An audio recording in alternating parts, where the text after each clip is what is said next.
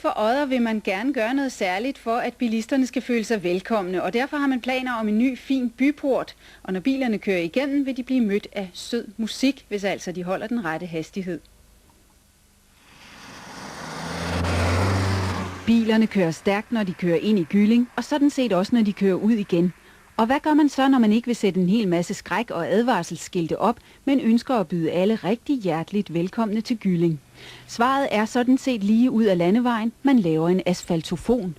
I løbet af de sidste 10 år, der er der kommet langs med vejkanterne, der er kommet sådan nogle striber, der siger lyd, når man kører ud på dem. Første gang man kører ud, så tror man, at bilen den er gået i stykker. Så tænker jeg, det var da mærkeligt. Er det højre baghjul, der er gået i stykker, hver gang man kommer for langt ud, hvis man havde travlt? Og så tænkte jeg, hvis man kan lave en tone, så kan man også lave mange, så man kunne lave musik.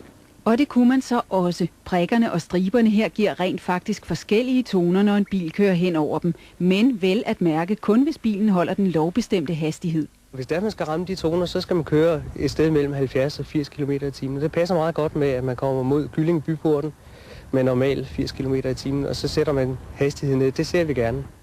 Den melodi, asfaltofonen skal spille, er selvfølgelig heller ikke tilfældig. Den er endnu ikke helt færdig til asfaltofonisering, men komponisten lover, at det bliver en rigtig Gylling-melodi. Det forsøger vi selvfølgelig med at tilstræbe, at det bliver smukt og dejligt at køre ind på, og at man da kan sidde og synge med i bilen, hvis det skal være. Det er også kun et lille udsnit af asfaltofonen, der er færdig nu, men vi fik lov at prøvekøre den.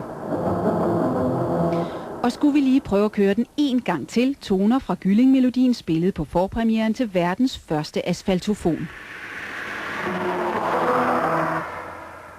Og hvis alt går som planlagt, så skulle både byport og asfaltofon være færdig til maj næste år.